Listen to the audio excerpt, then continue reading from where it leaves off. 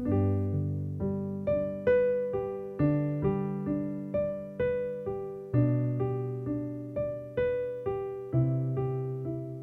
இனிய காலை வணக்கம். தேவன் தாமே இந்த நாளில் உங்களோடு இருந்து உங்களை ஆசிர்வதிப்பாராக. நாம் தொடர்ச்சியாக சங்கீதம் 119 நாம் சிந்தித்து வருகிறோம். இந்த நாளின் சிந்தனைக்காக சங்கீதம் 119 45வது வசனத்தை வாசித்து நாம் சிந்திக்கலாம். நான் உம்முடைய கட்டளைகளை ஆராய்கிறபடியால் விசாலத்தில் நடப்பேன் என்பதே. தொடர்ச்சியாக இந்த சங்கீதத்தில் இந்த சங்கீதக்காரனுடைய ஜெபத்தை குறித்து நாம் சிந்தித்து வருகிறோம். விசேஷமாக 40வது வசனத்திலிருந்து நாம் பார்க்கும்போது தேவன் வேதபூர்வமாக தான் தன்னுடைய இரக்கத்தை வெளிப்படுத்துகிறார் என்று பார்க்கிறோம். வேதபூர்வமாக இரக்கத்தை பெற்ற இருதயம் மட்டுமே வேதத்தை நம்பும். வேதம் கடவுளுடைய வார்த்தை என்று நம்பும். அடுத்து இந்த வேதம் கடவுளுடைய வார்த்தை என்று நம்புகிறது மட்டுமல்ல, அதை செயல்படுத்தும், தொடர்ச்சியாக அதற்கு கீழ்ப்படியும் என்பதை நாம் தொடர்ச்சியாக பார்த்து வருகிறோம். இந்த நாளிலும் கூட இந்த 45வது வசனம் சொல்கிறது, நான் உம்முடைய கட்டளைகளை ஆராய்கிறபடியால் விசாலத்தில் நடப்பேன்.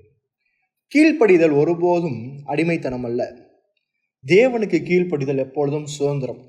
அதனாலதான் இந்த வசனத்துல பார்க்கும்போது தேவனுடைய கட்டளைகளை நான் ஆராய்கிறபடியால், அதுக்கு முன்னாடி 44வது வசனத்துல பார்க்கும்போது நான் எப்பொழுதும் உடைய கட்டளைகளை காத்துக்கொள்வேன். வேதத்திற்கு கீழ்ப்படிதல் ஒருபோதும் அடிமைத்தனம் அல்ல, அது சுதந்திரம். பரிசுத்தமாகுதல் என்பது அடிமைத்தனத்துக்கு நேராக நம்மை நடத்தாது. பரிசுத்தமாகுதல் நம்மை ராஜாவின் பாதையில் ஓடச் செய்கிறது. சந்தோஷமாக விடுதலையை பெற்று ஓடச் செய்கிறது. சந்தோஷமாக விடுதலையை பெற்று கானானை சுதந்திரிப்பதற்காக அந்த பாதையில் ஓடச் செய்கிறது தான் இந்த பரிசுத்தமாகுதல். இந்த பாதை ஏன் நம்மளுக்கு சுதந்திரமா இருக்கு அப்படின்னு பார்க்கும்போது, இந்த பாதை எனக்கு ஏன் சுதந்திரத்தை தருது அப்படின்னா, இந்த பாதையில தேவன் என்னோடு இருக்கிறார். இந்த பாதையில தேவன் என் கூட இருக்கிறார். அதுதான் நம்ம எகிப்திலிருந்து இஸ்ரவேல் ஜனங்கள் கானான் நோக்கி போகும்போது அவங்க வனாந்தரத்தில் போனாங்க. வனாந்தரத்தில் போனாலும் அவங்களுக்கு மிகப்பெரிய ஆசீர்வாதம். வனாந்தரத்தில் அந்த ஜனங்களோடு தேவன் இருந்தார். ஏன் அப்படின்னா, இந்த இடத்துல ஏன் கடவுள் என் கூட இருக்கிறார் அவருக்கு கீழ்ப்படியும் போது, ஏன் இந்த பரிசுத்தமாகுதல்ல கடவுளுடைய வார்த்தைக்கு கீழ்ப்படிதல்ல தேவன் என்னோடு இருக்கிறார் என்று பார்க்கும்போது, அந்த வசனம் 45ஆம் வசனம் முன்னாடி சொல்லுது, நான் உம்முடைய கட்டளைகளை ஆராய்கிறபடியால்.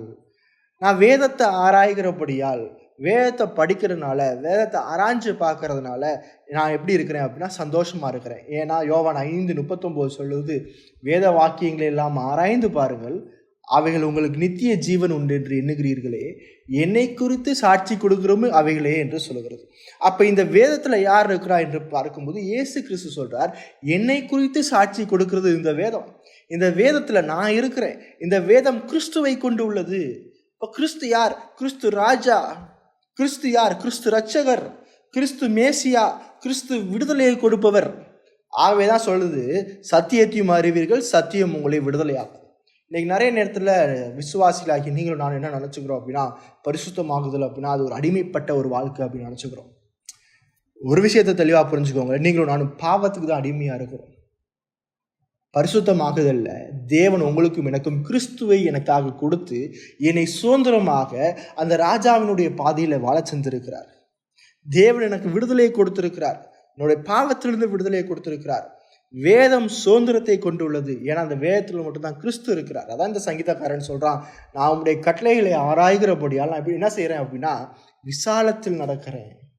தேவனுடைய பாவத்தெல்லாம் மன்னிச்சுட்டார். என்னுடைய குற்ற உணர்வெல்லாம் நீக்கிட்டார். என்னுடைய இருதயத்துல சமாதானத்தை கொடுத்துட்டார். எனக்கு ஒரே ஒரு நோக்கத்தை கொடுத்திருக்கிறார், நித்திய ஜீவன். அந்த நித்திய ஜீவனை நோக்கி நான் சந்தோஷமா விசாலத்துல ஓடுகிறேன் என்று சொல்கிறார். இது எப்போ கிடைக்கும் அப்படின்னா வேதத்தை ஆராயும் போதுதான். வேதம் இல்லாமல் ஒருபோதும் பரிசுத்தமாகுதல் கிடையாது. வேதமே இல்லை, நான் ரட்சிக்கப்பட்டேன், நான் அப்படியே செத்து போனா நான் பரலோகத்துக்கு போயிருவேன் என்பது கிடையாது. பரிசுத்தமாகுதல்ல ரட்சிக்கப்பட்ட பின்பு ஒரு மனுஷனுக்கு வேதம் அவனை பரிசுத்தமாக்குது. வேதம் அவனை பாவத்தை குறித்து உணர்த்துது. வேதம் அவனுக்கு சுதந்திரத்தையும் அவனுக்கான ஒரு நோக்கத்தையும் கொடுக்குது. அந்த நோக்கத்தை காண செய்கிறது வேதம். ஆகவே விசுவாசிகளை இந்த காலை வேளையில வேதத்தை ஆராய்ந்து பாருங்கள். வேதம் உங்களுக்கு விடுதலையை கொடுக்கிறது. வேதத்தை ஆராய்ந்து பார்க்கும்போது நீங்க ராஜாவினுடைய பாதையிலே நடந்து ராஜாவின் வீட்டிற்கு நேராக சென்று கொண்டிருக்கிறீர்கள். இப்படிப்பட்ட சந்தோஷமான சிந்தனையோடு தேவன் உங்களையும் என்னையும் ஆசீர்வதிப்பாராக. ஆமேன்.